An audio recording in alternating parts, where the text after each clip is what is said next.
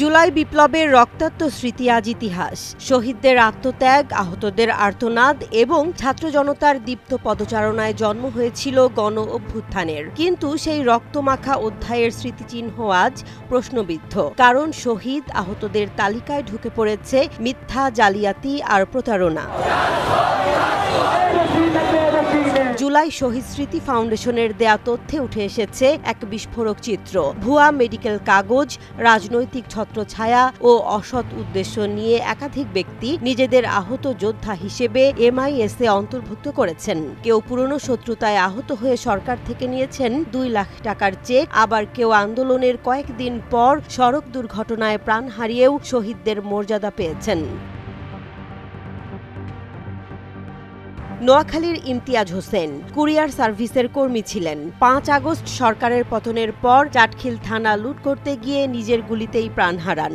অথচ গেজেট নম্বর 784-এ তিনি এখন শহীদ। ঢাকার ডেমরার আবু সাইদ চাঁদাবাজিতে গণপিটুনিতে নিহত, কিন্তু শহীদদের তালিকায় তার নামও ঝলমল করছে। এমনকি যাত্রাবাড়ির বিজয়, যিনি 13 আগস্ট মোটরসাইকেল দুর্ঘটনায় মারা যান, তাকেও শহীদ তালিকায় অন্তর্ভুক্ত করা হয়েছে।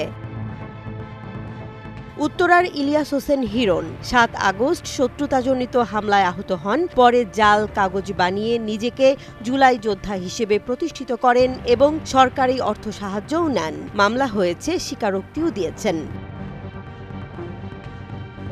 মোহাম্মদপুরের লিটন, কখনো রাজু ভাস্কর্য, আবার কখনো বা বিজয় 71 হলের সামনে আহত হয়েছেন বলে দাবি করেছেন। অথচ বাস্তবে আন্দোলনের সময় তিনি কোনোভাবেই আহত হননি। জালিয়াতি করে তিনি নিয়েছেন 1 লাখ টাকা। জুলাই ফাউন্ডেশনের একাধিক কর্মকর্তা স্বীকার করেছেন, প্রথম দিকে যাচাই বাছাই না করেই বহু জনকে আর্থিক সহায়তা দেওয়া হয়েছিল। এখন বেরিয়ে আসছে বহু আহতদের দাবিদার আসলে ভুয়া। জুলাই শহীদ স্মৃতি ফাউন্ডেশন এক খোলা চিঠিতে বলেছে, এই তালিকা শুধু শহীদদের অপমান নয়, বরং পুরো জাতীয় আন্দোলনের প্রতি অবিচার। একটি গৌরবোজ্জ্বল অধ্যায়ের স্মৃতিচিহ্ন ভুয়া কাগজপত্রের নিচে চাপা পড়ছে।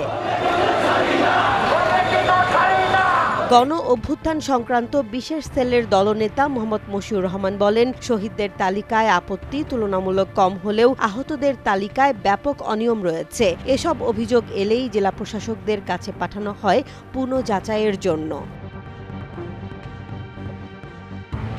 একটি আন্দোলন শুধু সময়ের দাবি নয়, তা ভবিষ্যতের দৃষ্টান্তও। আর সেই দৃষ্টান্তের তালিকায় যদি ঢুকে পড়ে প্রতারণা, তাহলে ইতিহাসও হারায় তার গৌরব। এখন প্রশ্ন, ভুয়া শহীদ আহতদের তালিকা থেকে ইতিহাসকে মুক্ত করতে সরকার, প্রশাসন ও ফাউন্ডেশন কতটা দায় নেবে?